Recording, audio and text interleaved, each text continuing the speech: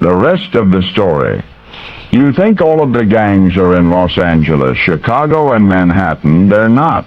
In fact, there's a street gang in Eagle River, Alaska. Big, strapping teenagers roaming the byways by night, ducking in and out of the shadows. And Eagle River is hardly a teeming metropolis, 25,000 people or so, just a nice residential suburb in a valley 10 miles north of Anchorage. The citizens there have no idea where this youth gang has come from. Plenty of people would like to know and would like to know their names. Their targets at first were the homes of elderly people, but now they're likely to zero in on any woman living alone. They strike when the occupant is away most of the time. They're gone before anybody can identify them. They are believed to be boys aged 14 to 17. So far, the authorities have been unsuccessful in uncovering their identities.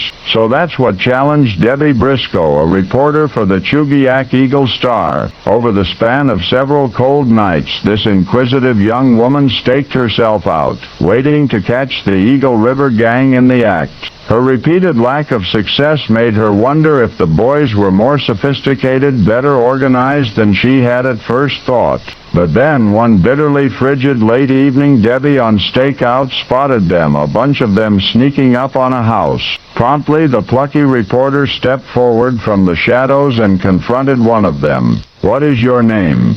Debbie demanded. "Not on your life," the boy answered.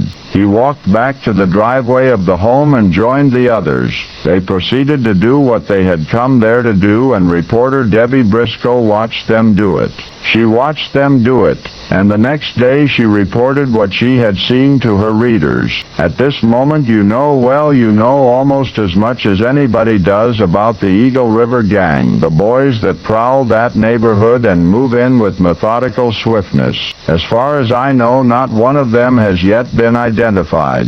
But do we really need to know who they are? Or ought we not simply be grateful? In this age of ugly headlines, of lawlessness and selfishness, there is an Eagle River Gang for the rest of us and for our children to look up to. For you see, the nameless boys of suburban Anchorage have yet to harm anyone or anyone's property. To the contrary, their youthful might is dedicated to to shoveling snow from the driveway of the elderly couple who no longer can, to removing the trash or mowing the lawn of the widow who cannot afford to have it done. Secretly and surreptitiously, and without reward, these anonymous teenagers step up from the darkness seeking only to help. And at the same time, they are proving to an often cynical world the sometimes overshadowed whole truth about today's school-aged kids. They're not all delinquent.